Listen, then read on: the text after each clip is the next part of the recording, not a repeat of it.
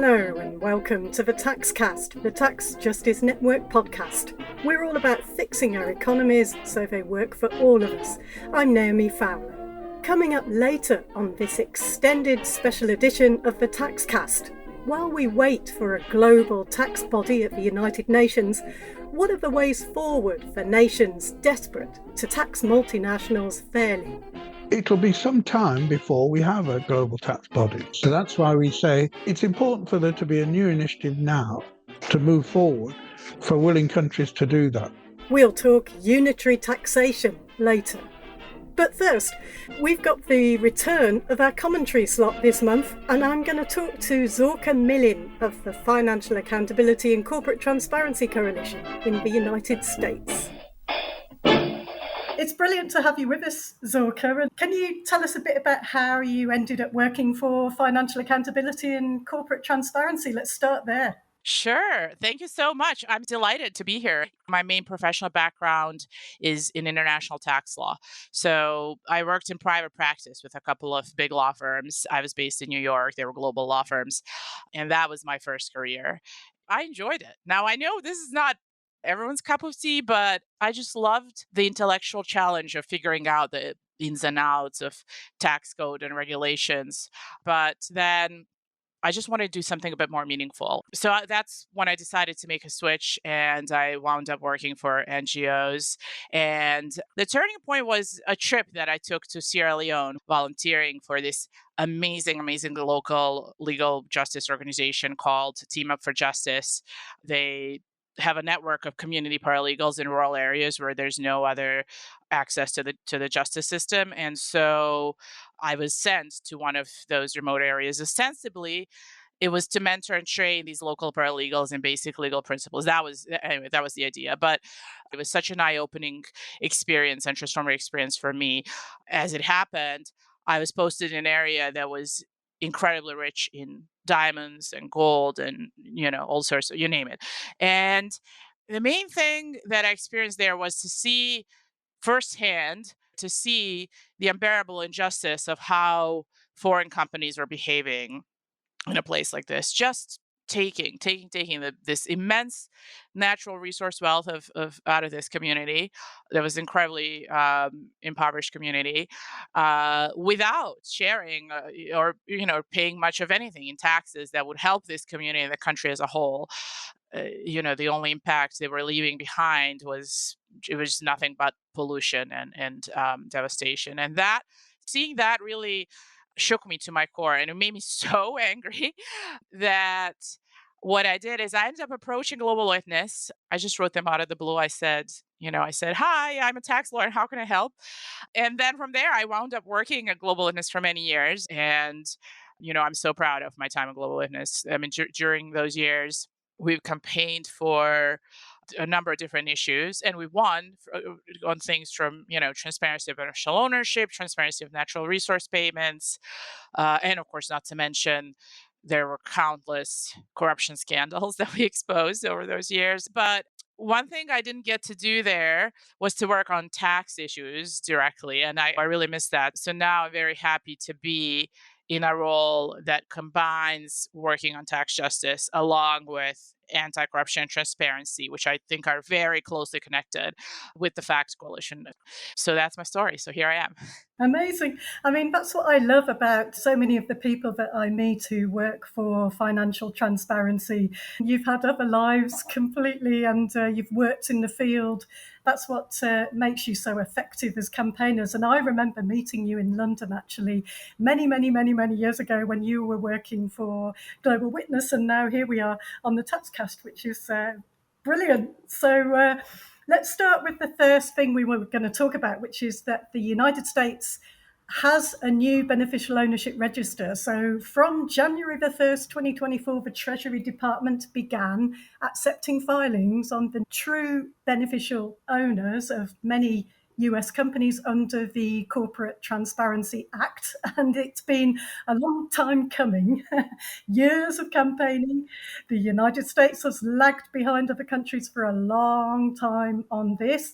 And what it means is that pre-existing business entities covered by this new measure basically have until January the 1st, 2025 to submit their ownership information.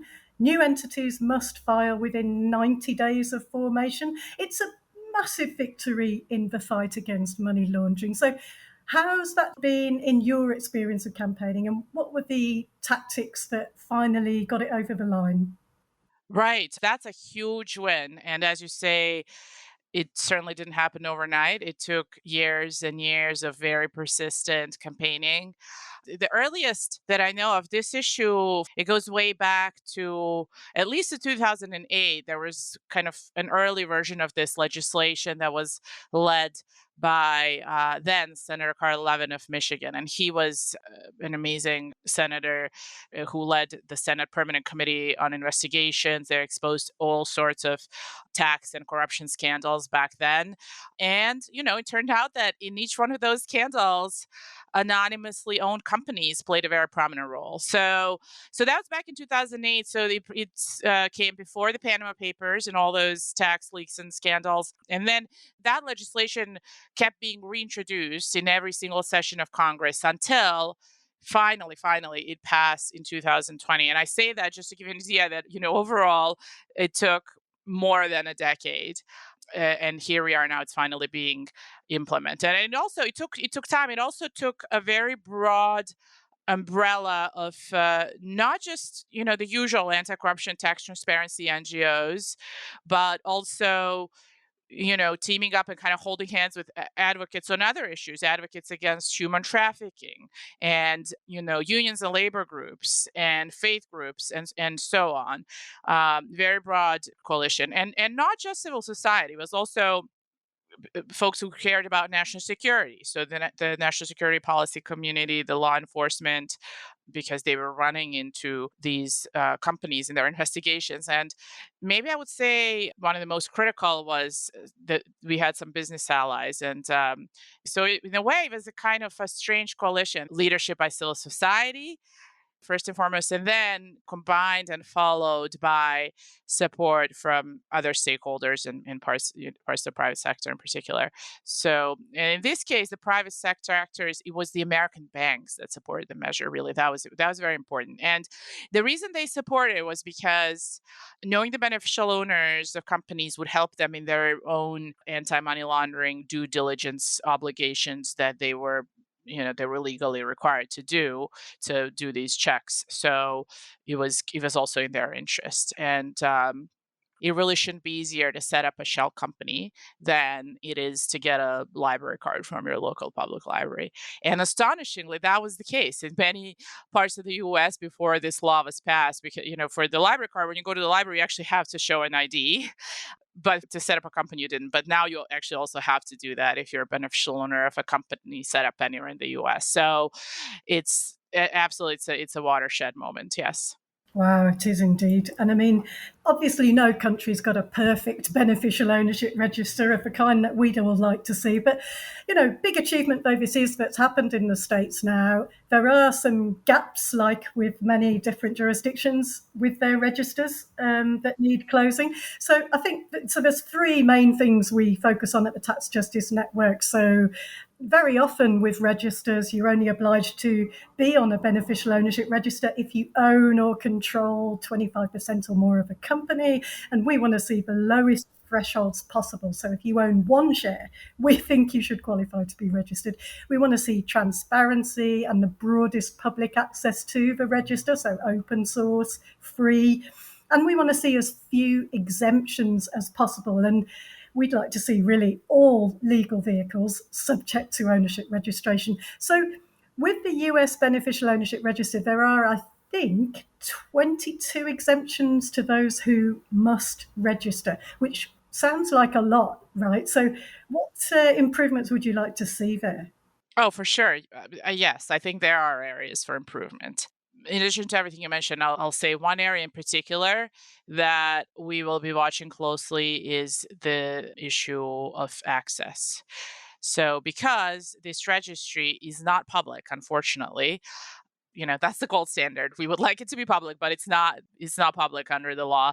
We still want to make sure that this data doesn't just sit there, but to make sure that it's as useful as possible to investigators and to other users. And this issue of kind of who has access to the registry and how that works, what are the procedures for that's still being sorted out. So we're watching that, and we're not the only ones watching that. Banker friends, as I mentioned earlier, they also care a great deal about being able to access this information for their own purposes. So that's important. And then my number two issue is verification. That's a challenge. And it's a challenge not only for the US, but I think really for beneficial ownership registers everywhere, to make sure that this data is actually, that it's accurate. But there's still this bigger issue that we cannot have a kind of no questions asked approach. Just put anything you like. There needs to be some way to verify this information, because otherwise it defeats the whole purpose of these measures. So I think that's a very important issue. Yeah. We're going to talk also. We have a tale of two crimes that happened in the same week, really. So we got two very different cases we want to discuss. One, a whistleblower who's a former IRS taxman in the United States, and the other, tax lawyer in Germany. And obviously, you can't compare two completely different legal systems. These are two different crimes they've both been convicted of. But one was a crime, at least, of conscience, and the other definitely just a crime of basically self interest and full on fraud. But anyway, if we look at the first one, the whistleblower and former IRS taxman is called Charles Littlejohn, was sentenced in the States to 5 years in jail plus 3 years under supervised release. And what he did was that he leaked details of Trump's tax returns and the returns of some very wealthy US Americans as well, including Jeff Bezos and Elon Musk. And, you know, let's be clear, his actions caused no loss to the US taxpayers that I know of. What he helped to do was inform the public of the huge gap between what we ordinary people pay in taxes and what the very wealthy and powerful tend to pay. So, whatever the rights and wrongs legally, he pleaded guilty to one count of disclosing tax return information. He did express remorse, but he did act out of conscience. So that's 5 years for him. The lawyer in Germany, on the other hand, he was a Freshfields Brookhouse Derringer law firm partner. He got 3.5 years in jail for committing tax fraud, and that was part of a massive tax scandal going back years in Germany that caused a loss to taxpayers of, I think, between 374 to 390 million euros. Huge loss, very damaging to the rest of society. I mean, to be honest, I was kind of surprised that the lawyer got as much as 3.5 years, because, as we know, white collar crime is treated so differently when the accused is, in a $6,000 suit. I mean, what do these two cases say to you? It's such stark contrast for how the world treats these two types of contacts. And it's striking too, because these two decisions, yes, they are, very different countries and different legal systems, but they happen to come down at exactly the same time. I think it was just a day apart. And both cases were punished. And yes, you're absolutely right that this is a very rare instance where we actually had a tax lawyer who ends up in jail. I mean, that's not something that happens very often. And as a former tax lawyer, I will say I was absolutely gobsmacked that this was a very senior tax lawyer, and he was working in a prestigious international law firm. I mean, Freshfields is one of a handful of so-called magic circle firms that are based in London. And so to see that someone like that was actually held accountable for once, it doesn't happen every day. And it happened in this case because what he did was just so egregious and way over the line of illegality. I mean, we're not talking about, there's some gray areas, and people sometimes debate, what's evasion, what's avoidance, and so on. But this was, I mean, it was fraud, and it was also very consequential, as you say. Hundreds of millions of tax revenues were lost, and yet, even with all of this tax lawyer was still punished less harshly than someone who exposed the results of, kind of very creative tax shenanigans and showed the world just how little some of the wealthiest and most powerful people pay in taxes. You know, I mean, we have to say the criminal law, it is what it is. It's what the judge decides. And in the US, we also have sentencing rules that kind of determine what the sentence is. And by the way, here I'll say there are some American politicians who feel that this whistleblower, he got off easy, that he should have been punished even more harshly, even though actually under the current rules, he got the longest possible sentence under the current law. So now they want to change the law to make it even more, to make it it would make it twice as long. So instead of 5 years, it would be 10. So but I think we should just take a step back and ask why are our laws, I mean the laws of so many countries around the world, so soft on white collar criminals and yet so harsh on whistleblowers. Whose secrets is it that these laws are protecting, and why? In this particular case, it was the tax secrets of people like Jeff Bezos and Elon Musk and Warren Buffett. I mean, these are some of the very richest people on the planet. And what we learned from the leak, this was published in a detailed investigation by ProPublica. It's a fascinating reading. In some tax years, these richest people on the planet, they paid nothing in taxes, literally zero, not a single penny. And that's, I think that's striking. I mean, you can kind of be smart and say, well, we kind of knew that the tax system is rigged and it's stacked in their favor. So, this isn't surprising. But, I think it's still incredibly powerful to have proof, to have these concrete examples. And these revelations were also, they were consequential in that it dramatically changed the whole US conversation on tax justice, and such that now President Biden has a proposal for a billionaire tax in his budget, in the official presidential budget. And something like that would have been unthinkable just a few years ago. So really, I think it shows how lifting the curtain on how taxes work or don't work in these specific cases can inform tax policy and tax debate. And really it's maybe, I would say, one of the best ways to do that, I think. And in this case, that's absolutely what happened. Yeah, yeah. And I mean, if you're listening, Charles Littlejohn, thank you. Solidarity to you, because that's a long jail term. It's under appeal, so fingers crossed there. Good to know. Because, yeah, without that, we wouldn't have known that, the year he won the presidency, Trump paid $750 in federal income taxes and no taxes at all in 10 of the previous 15 years.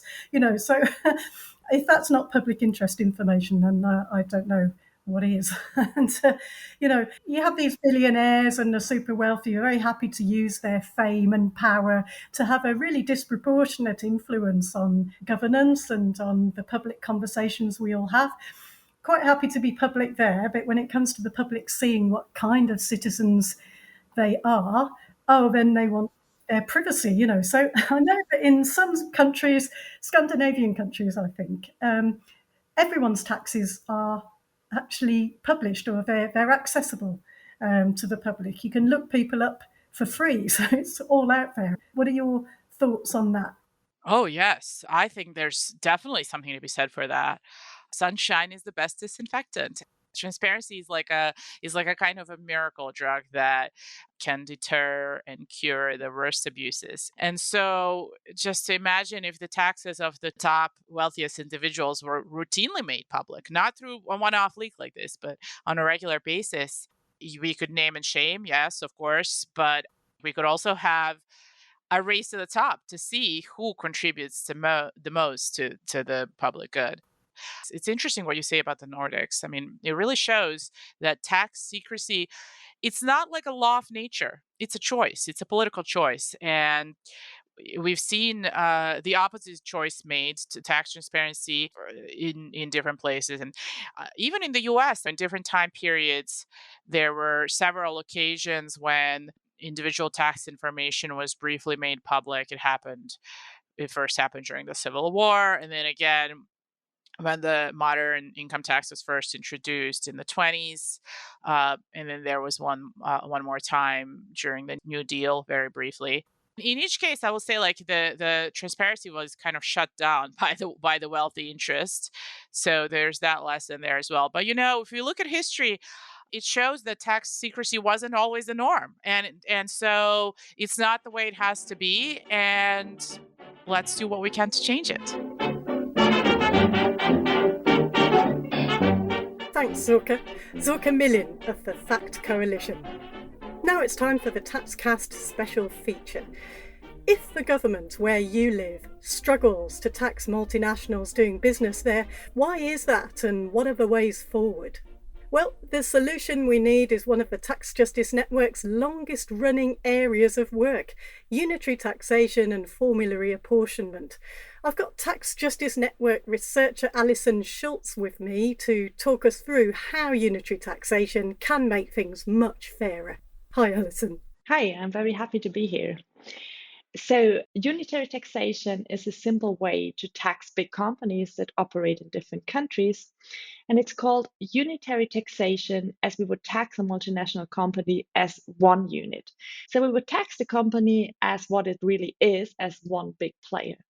This means we would be adding up all the money a company makes worldwide and tax this money based on where the money was actually made, where the economic activity was actually happening. So if we take a multinational electric car company as our example, we could have a company which, for instance, designs its technology in the Netherlands, manufactures the cars in India, and sells them to Brazilian customers and to other parts of the world. With unitary taxation, each of the involved countries, so the Netherlands, India, and Brazil, would all get to tax a part of the company's total profits. Right, and how do we decide who taxes what? To determine how the taxes are taken by different countries, we would usually use a method which is called formulary apportionment. It's called formulary apportionment because we apportion the profits to different countries with the help of a formula. And this formula is set to measure how much economic activity is happening in the different countries where the multinational is active. So usually to measure this economic activity, the formula uses the number of employees a multinational has in each country, the value of assets located in each of the countries, or the volume of sales going to each of the countries where the goods of the multinational are sold. So we look into how a company's employment, assets, or sales are distributed among different countries to then decide how much of the profits each of these countries is allowed to tax. Okay, well, that sounds logical. And so how does that work then with our electric car example? Okay, so let's say we have a rule where we would split the taxes based on where the company's workers are and based on where the company sells its products. So half of the profits in this rule would be taxed by the countries where people are employed, and half of the profits would be taxed by countries where the products are sold. So in our electric car multinational companies, we have some workers based in the Netherlands, where some employees designed car technologies, and we would have some workers based in India, where other employees assemble the car. That would mean that half of the company's overall profits, so the part of the profits which are allocated based on employees, would be taxed by the Netherlands and India, depending on the number of the company's workers in each of the countries. Right, so that's one half. And what about the other half then? Yeah, so the other half of the multinational companies in our example, the other half of the profits would be taxed by the countries where the cars are sold. So previously I said that some of the cars are sold in Brazil Let's assume that 10% of the cars are sold to Brazil. Then Brazil would tax 10% out of this other half of profits. This way, Brazil, the Netherlands, and India can all tax those parts of the company's profits that apply to their territory. And for those parts of the profits that they are allowed to tax, each country can decide for itself, based on the democratic rules they have, what exact tax rate to charge. If we think about this unitary taxation, for me, it always sounds very straightforward. And it actually is straightforward because the money these companies make is because all the different parts of the company work together. So it's just fair and also reflecting the reality to tax these big players as one whole company. So unitary taxation is the right way to do this. Yeah, and the thing is, that's not what we're doing, right? And what multinationals are actually enjoying is a kind of a crazy system where the global tax rules allow them to complicate everything to their benefit and our loss. So tell us what the system actually does currently. Sure, the way we actually tax these big multinational companies is very different. So in the current system, every smaller sub-firm inside this one big company is treated as if it were a totally separate business. So we don't look at the big company's whole earning, but instead each sub-firm reports its own profit or losses. So how does the multinational company handle the way it's presenting its profits made by each of these sub-firms? To organize that, the sub-firms have contracts with each other. So for example, the companies making cars in India would pay the tech designers in the Netherlands to use the technology designed there. The companies selling the cars in Brazil would buy these cars from the Indian maker and so on. So how much profits or losses each sub-firm makes would then be calculated after all these different payments which have been made between the different sub-firms. But that also means that the amount of profits or losses each sub-firm makes heavily depends on the prices which are charged between the different sub-firms of the same global player. Officially, the sub-firms of this big company pretend that they are not related when they set these prices. This is what is called the arm's length rule. So this means that when a sub-firm buys goods or services from a sister firms, it should actually pay what it would be paying to an outside company to a company that it's not connected to at all. So the idea behind this principle is that the goods or services that each sub-firm receives by a sister firm could just as well be provided by another non-connected firm in the market. So following this idea from our example, we would assume that the car-making sub-firm in India could buy the technology just from anyone, not just its sister firm, and the firm in Brazil that sells the car could just buy them from a random firm at the market as well. Based on these assumptions, there's a bunch of rules that tell the sub-firms how to treat each other and how to charge for what they sell or buy. These rules are called transfer pricing rules in the current system. And the idea is that if these prices were fair, in the end, you could see clearly how many profits are made by each sub-firm. So the profits are not made by the multinational, as we had in the previous example with unitary taxation, but the idea is that each sub-firm has made its own profits or losses. And this means that it could even happen that one of the sub-firms of the same multinational makes very high profit, while other sub-firms make huge losses in the same year. And this system creates opportunities for companies to use all kinds of tricks to shift their profits around artificially. So why would companies want to do that? Why would they want to report profits in one place but not in the others? This is because companies can then act as if profits were made in a country where taxes are low to minimize their overall taxes. Okay, so let's apply that to our electric car company then. How would that actually work? Sure. So for the example of before, we could assume that the multinational company which produces electric cars knows that the profits it would report or it will report in the Netherlands will be taxed at a lower rate compared to India or Brazil, thanks to some special tax breaks it can enjoy in the Netherlands. So the company will try to report as many of its profits as possible in the Netherlands and as little as possible in the two other countries. So how can the company do this in the current system? The sub-firm that manufactures the cars in India will pay the sub-firm based in the Netherlands to use its technology, as I said before. The two sub-firms, which are part of the same big firm, could now agree on a really high price for this technology. And it's really hard to say what the correct price for such a very specialized technology is. So they have lots of room for maneuver here and could just set this price very high. And after paying this high price, the Indian sub-firm might not have any profit left to be taxed on in India. So this means the Indian sub-firm might record no profits at all after having paid to use technology from what is actually an arm of the same company in the Netherlands. This would mean that India won't get any tax money, even though the large multinational company makes profits, and even though India is providing everything which the company needs to make these profits. It supports the factory, it provides the infrastructure, it educates the workers, all the things that tax are needed for. At the same time, a lot of the company profits might be reported in the Netherlands, where the rates to pay are much lower. In a similar way, when it comes to the Brazilian subfirm of the multinational companies, the subfirm might report very few or no profits at all after having paid the different prices and license fees and other payments to other subfirms of the same companies. Then, similarly, Brazil might not receive any or very few taxes from the company's profits, even though it's the Brazilian people who are buying the cars.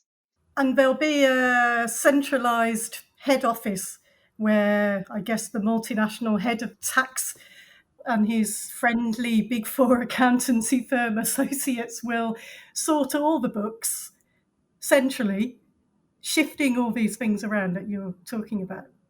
Exactly. And that's just one more illustration that multinational firms act as one big player. And actually, it's also part of their success to be able to act as one big player, including in their tax planning. So we should also tax them as one big player. And that's just maybe to reinforce again that the current tax system doesn't work well for anyone except for a few multinational companies. Countries like India and Brazil, in our example, which help companies succeed, aren't getting the tax benefits they should. The Netherlands, where a lot of the profits are getting shifted to, also don't really benefit because they tax these companies' profits at a very low rate. So it's a loss for the entire world.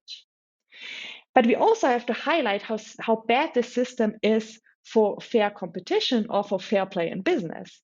Because smaller companies generally operate in one country, so they cannot use all these loopholes that big multinationals can. Also, multinationals who would like to be fair taxpayers or who would like to pay their fair share lose out because they might have competitors who are exploiting the rules as good as they can. Multinationals are also wasting so much time and investing so much more money just to minimize taxes instead of having productive innovation and developing. And the whole accounting industry that's grown up just to serve them is also a big waste of smart, skilled people who could actually be doing something way more useful for our world. Yeah, definitely. Financiers seem to have taken over some of our biggest corporations, and it's bad outcomes all round when companies are over-focused in this way on tax minimisation and financial engineering.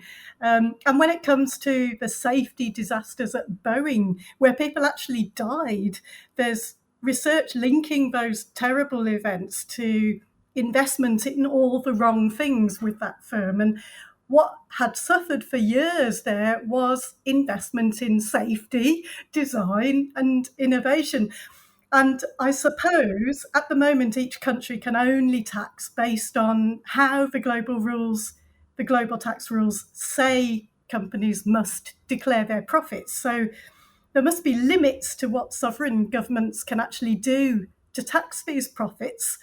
We have global rules that allow a company to kind of pretend that its sub-firms operate as separate entities when in fact they're part of the same company.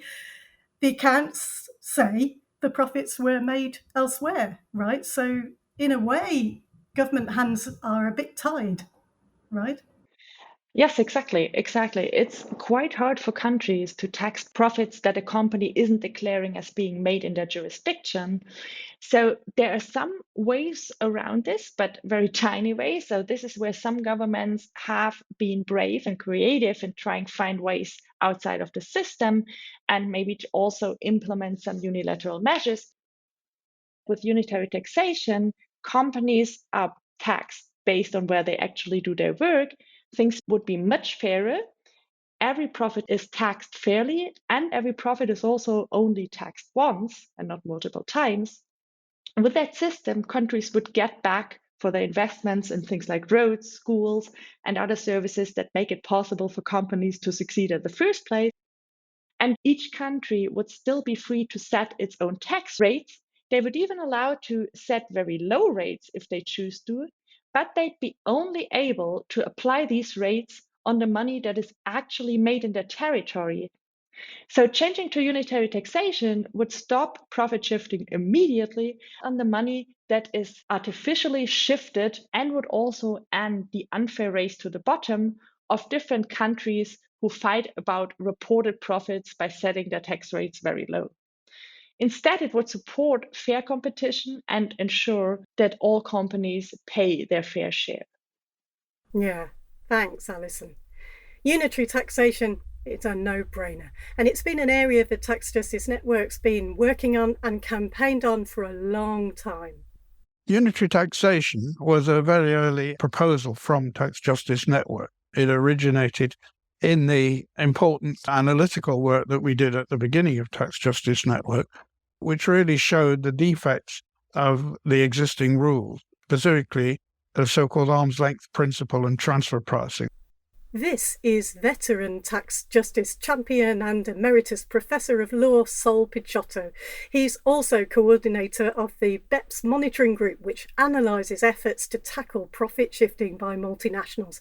He's a senior advisor at the Tax Justice Network and self-proclaimed scourge of corporate capitalism.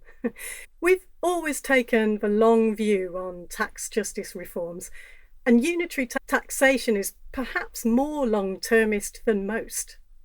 It was one of the early strategies for Tax Justice Network, early proposals, together with country-by-country reporting and automatic exchange of information. But like our other demands at that time, that was regarded as way beyond the pale. We first put forward automatic, comprehensive exchange of information between tax authorities back in the early 2000s. OECD people told us that was really impossible. They started bilateral. That took 10 years. Country-by-country reporting, equally, that was regarded as fanciful, and that took around 10 years. Now, with unitary taxation and formal reapportionment, it probably is more challenging than those, because there's a transparency, but these are substantive corporate tax rules, and that will take longer. But we have made really quite surprising progress. In 2012, the OECD Rich Country Club, as we call them, launched their project on base erosion and profit shifting, the so-called BEPS project. We identified that as potentially significant. And when the action plan was published in 2013, they started then to talk about going beyond the arm's length principle. So that was really very early days, but they at least talk about going beyond the arm's length principle. Probably more important was that through the political process, I think we made a significant impact on that, because from a common sense point of view, allocating the global profits of multinationals according to where they do business is sensible. And that, in fact, got through to the G20. So the G20 leaders were asked to support the BEPS project. They did. And in the 2013 G20 declaration, at that time in St. Petersburg, they said the mandate was to reform international tax rules so that multinationals could be taxed where economic activities occur and value is created. G20 leaders themselves knew reform was needed towards a system that recognises where economic activity takes place, and the BEPS project work began. So they were treating multinationals as unitary entities, tax multinationals where activities occur. No mention at all of the arm's length principle. But the more detailed technical action plan really largely envisaged patching up the existing rules. So it was a slow start. But then the realities of the way economies were developing started to add to the pressure for reform. The impetus really was provided by the fact that digitalization had clearly made a major impact, and they were very concerned about the impact of digitalization. And that was action one of the BEPS project. Now, they didn't make very much progress on that in the first phase of the BEPS project by 2015, so they asked for more time to continue the work. And eventually in 2018, they produced an analytical report, which was really quite significant because it showed digitalization had a very broad impact. It wasn't just the digital giants. What the digital giants have done is to transform a lot of existing economic sectors. In fact, now all economic sectors are affected by digitalization. I mean, if you think of something as physical as motor vehicles, your ordinary car is now really a computer on wheels, or a number of computers on wheels. We now have the Internet of Things. Yeah, and now no one could deny the urgent need to redefine taxable presence and profit allocation rules. And so digitalization has affected all the economy. Plus, it has really completely, finally overturned the idea of the arm's length principle, because it's really very easy for companies to do business in countries with no physical presence, which is a very significant problem. But there's really very little relationship between where they have physical presence and where they derive profit. So the 2018 report from the BEPS project said, really, we need to rethink what's the basis for taxing multinationals. Not only do you not need a subsidiary, you may not need any physical presence at all. So you need a new principle for taxable presence. But secondly, you need a new approach to allocating the profits. That was in the 2018 report from the OECD. But even so, the OECD countries were thinking in fairly cautious terms. Then, in 2019, the G24 group stepped up and entered the debate. The G24 group coordinates the position of so-called developing countries on monetary and development issues, and they favoured unitary taxation. We Tax Justice campaigners had a significant impact because we did have a line into finance ministers of the G24, and they easily grasped the notion of taxing multinationals as unitary enterprises. And in fact, they mandated a technical group, and the technical group sent a proposal to the OECD. By this time, the process had been enlarged beyond the G20 to include a wider range of developing countries through the so-called inclusive framework. And so, in addition to some of the G20 developing countries, India, Brazil, South Africa, we now had a number of other developing countries, and they worked together through the G24. And the 2019 proposals from the G24 really was significant in that it put forward a taxable nexus based on significant economic presence. So it should not require physical presence, nor even a locally incorporated subsidiary or even a branch. And therefore, I mean, once you say that you should be able to have a share of the profits purely on sales, you need a method of allocating the profits. And a formulary approach seems best. And that's exactly what the G24 proposed in 2019. What we heard was that they had some struggle even getting it on the agenda, but they did. And I think that was, in a sense, a game changer. This really moved things forward with the argument that taxing rights should be independent from physical presence. And once you allow countries to tax without the multinational having a physical presence, like a subsidiary in their country, the arm's length rules just don't work anymore.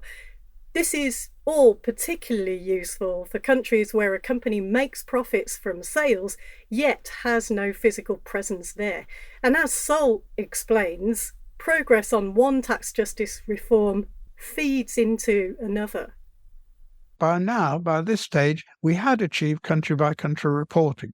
That had been probably the main significant victory in the first phase of the BEPS project. So this meant that for the first time, at least the tax authorities were now getting the country-by-country reports. And this, I think, refocused their attention. I mean, previously, they always started from the accounts of each individual subsidiary. I remember talking to a former tax official from the UK who told me it took him days to reconstruct a picture of a particular multinational he was looking at that had a very complex structure going through Mauritius to India and so on. But now, with country-by-country reports, they've been getting that. So I think that has refocused the attention of tax authorities to what share do they get of the global profit and how should that be done? And so the G24, I think, built on that. So it's only really then in the second phase of the BEPS project, so-called BEPS 2.0, since 2019 that's come to the fore.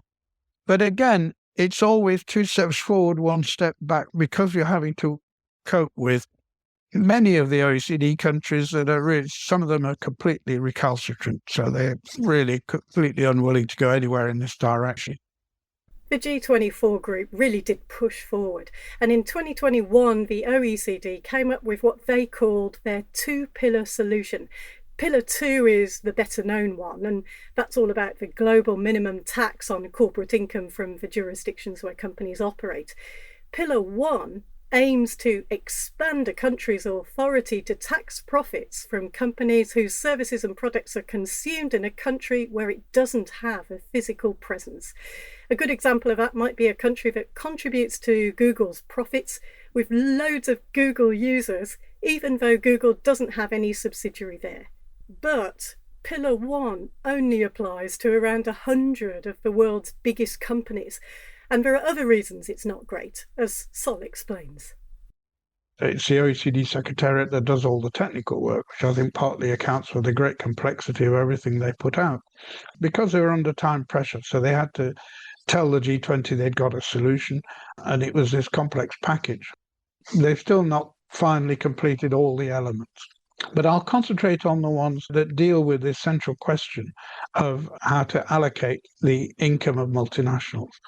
And that's in Pillar 1, so-called Amount A of Pillar 1. Now, they say it's partly to make it manageable, but we say that's because the approach they've got is highly complex. Amount A will only apply to a very small number of companies. Now, it does have formulary allocation of profits, but only on the basis of sales. So it's only to allocate a small share of the global profits of a small number of the biggest and most profitable companies on the basis of sales. And it's a complicated system where they're not allocating from the total global profits, but only from the so-called residual profits. So that makes it really very complicated. And it means also that although this Amount A does entail a formulary approach and does start from treating them as unitary entities and starts from their worldwide profits, it only applies to a small share of those global profits. So it's 25% of the so-called residual profits. And then the biggest problem is it's added on top. It's a new layer of rules on top of the existing transfer pricing arm's length principle. So even for those 100 companies, aside from the small share that will go by sales, the rest all has to be done by the existing arm's length rules, which makes no sense at all. And then for all other companies, the existing rules are unchanged. So it's really a pig's ear in terms of their actual proposal. A pig's ear. And there's another reason it's not going to work. It's always the same elephant in the room when it comes to global tax agreements. It won't run. The main reason it won't run also is that it has to be introduced through a multilateral convention, which has to be signed but also ratified by really a large proportion of the countries concerned. Really, all countries in which these big 100 biggest, most profitable companies have significant operations, they all have to be involved because they're allocating the profits for tax purposes of those companies. So essentially that means, in particular, the US has to be involved. 60% of the companies involved are obviously American-based. And for the US to ratify a multilateral tax convention is extremely difficult. It needs the advice and consent of the US Senate by a 2/3 majority, which in the present situation of US politics is not conceivable. So it's very unlikely that Amount A will come about. They still actually have not got a final agreed text after all this time, several deadlines missed. There's still some prevarication going on. They keep saying that it's only small technical issues, but the issues do seem to be widening, and it seems now to be some US red lines that's holding it up.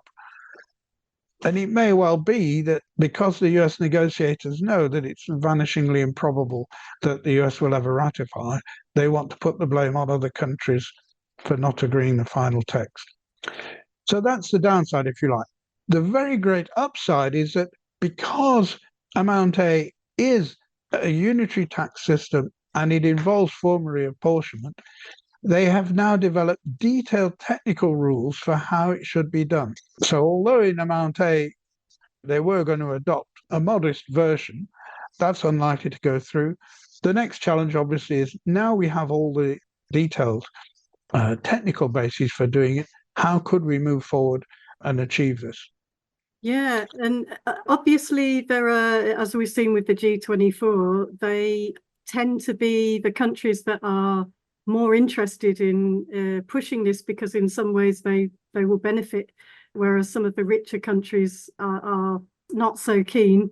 So I wonder if you can explain a bit how in many ways the global south, so-called, is kind of really quite ideally placed to lead the way on this. Is that how you see it?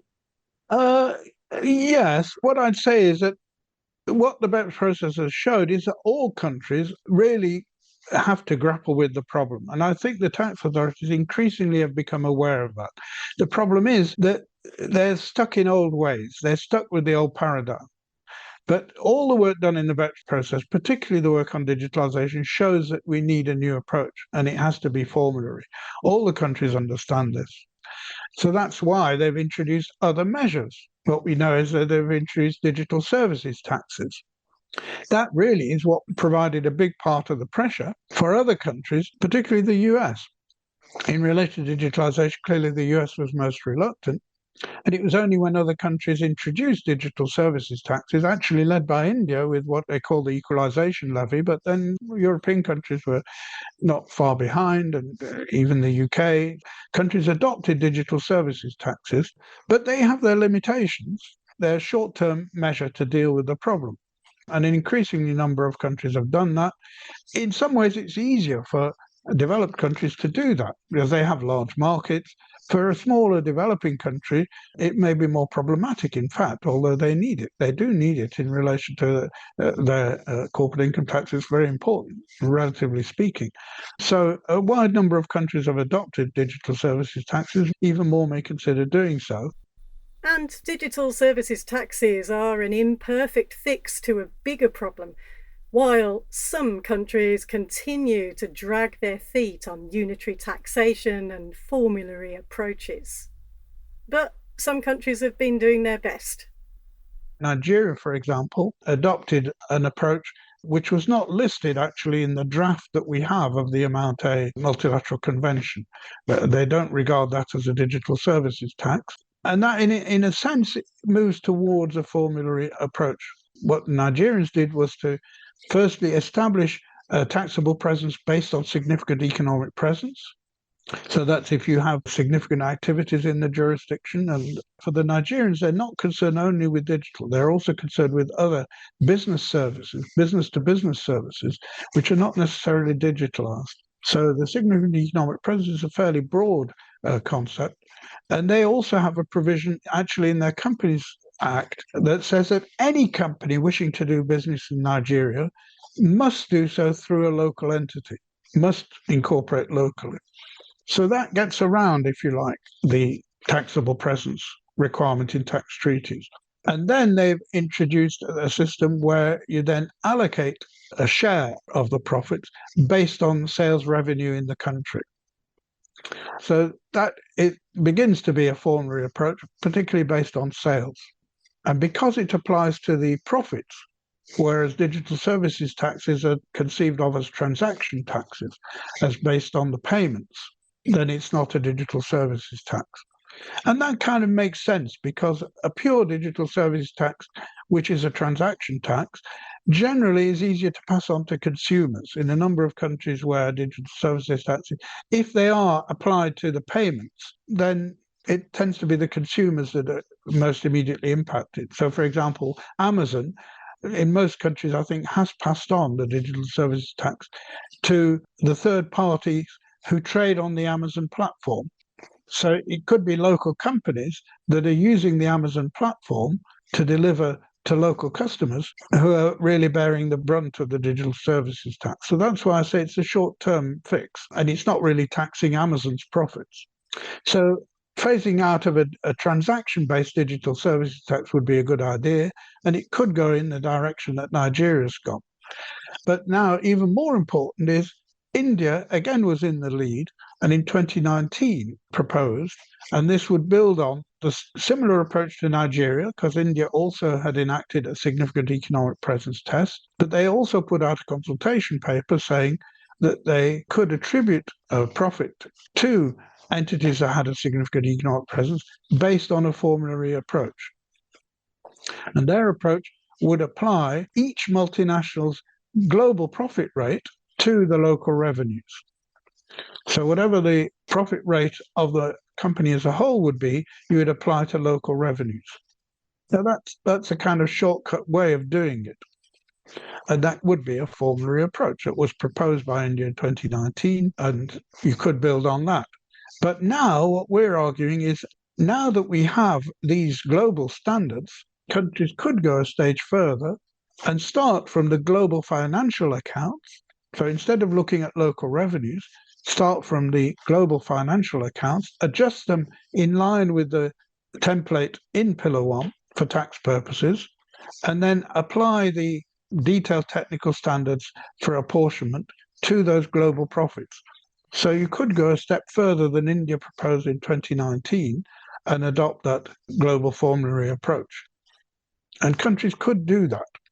Obviously, the big challenge now is how far can they do it without needing a multilateral convention that everybody has to sign. What we're saying is it could and should be done by a concerted approach between countries. Countries could start adopting this approach. And in terms of that tension between the limit, how far countries can go domestically with their tax rules and how they apply it, and multilateral agreement, how hopeful do you feel about the United Nations playing a role that will progress that a lot faster than under the current circumstances under the OECD? Well, I think it's interesting there's been this kind of parallel process going on, because all this detailed technical work through the inclusive framework has been going on obviously in parallel with the broader political issue of the fact that it clearly is not satisfactory at all from any point of view that it should be an OECD-led process. I think even OECD countries must realize that. They keep getting criticized for, this being all OECD and so on, which it is. That's a problem. And it's because it's OECD-led that I think they've been so reluctant to break out of that paradigm. They need to take the blinkers off. But I don't think it's really possible within an OECD-led process really to take the blinkers off. The hope would be that a new global framework would make it possible really to have a reset, to rethink the approach. But it could and should build on the progress already made. So that, I think, is a difficult transition. And the issue now is that the two are at different stages of development. From the inclusive framework OECD side, as I say, we have all the technical building blocks in place for a formulary apportionment approach, but very little political will to do it. On the other hand, a potential global framework, I think there would be a lot more political will, a lot more understanding, particularly if it was politically led. But it'll be some time before we have a global tax body. Let's be optimistic. I think it's quite possible, but it will take time. So that's why we say that it's important for there to be a new initiative now to move forward for willing countries to do that. I think a variety of countries could potentially be interested in it, but I think it's most likely that it would be developing countries, largely because they're the ones that have mainly suffered from the problem. because they are mainly capital importing countries. Very few multinationals, if any, are headquartered in developing countries. So they realize the problem of not being able to tax. And it goes well beyond digital services. What I would stress very much is that the servicification of the economy, the trend to services, long antedates digitalization. And the developing countries have been aware of it since the 1980s, since, in fact, the UN model was first developed in 1980. And that has a broader scope for taxing the delivery of services. And business services now can be delivered with no physical presence. I mean, you can even deliver medical services over the internet. You've got a slew of companies now delivering healthcare over the internet, but all kinds of services now. Software, for example, Microsoft and so on. Software itself is delivered electronically. Business services, a really wide range of services. And these are not taxed at all. Not only are they not taxed in the countries where the services are delivered, they actually drain your tax base because the payments for those services are deductible from the businesses that pay for the services. If you pay for a license to Microsoft for software, that payment is deductible from your business profits. So it reduces your business profits at source, and then the tax authority doesn't get to tax the profits of the company that's getting the payment. So they're very aware of that. But I think a range of other countries are aware of that too, even many OECD members. So there's a real need to go beyond it.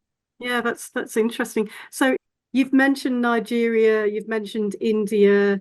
Which countries are you expecting the most from in terms of being able to progress this either unilaterally or as a bloc? I mean, if people were to be looking in particular places, where would you put the most of your hope for the coming years? Well, I think there are a number of blocks. I mean, I hope that the G24 will pick up from its proposal in 2019. That obviously depends on them. But G24 includes, very importantly, G20 countries. A lot depends on the politics. Now in Latin America, we've had a significant change of political direction in Colombia. And there we were very lucky that the finance minister for a period was Jose Antonio Ocampo, who was chaired the Independent Commission for the Reform of International Corporate Tax, ICRICT, and he's put that firmly on the agenda in Colombia. Colombia has now set up PT-LAC, the Latin American platform on tax. Obviously, Brazil under President Lula now. At one moment, Argentina might have been in a leading position now with the political change now to this crazy loco presidente. Who knows? I mean, even America under Trump adopted some measures that moved towards a global minimum tax. You don't know with politics. But for the tax justice movement, I think if we set our sights on what would be the best solution for the world, a public interest solution, sooner or later, the political alignment will come right, I hope, and I believe. That's really, I think, where the strength of Tax Justice Network and tax justice campaigning organizations has really laid. Being able to bring together convincing technical proposals that also are in the public good. You can't rely on the vagaries of politics, but sooner or later, the political alignment will occur if we keep pushing. That's it for this month. You've been listening to the Taxcast from the Tax Justice Network. You can subscribe to the Taxcast wherever you listen to your podcasts. You can go to our website for further reading and more information. It's a brand new website on podcasts.taxjustice.net. You can check out all our podcasts there in all our different languages too. Thanks for listening. We'll be back with you next month. Bye for now.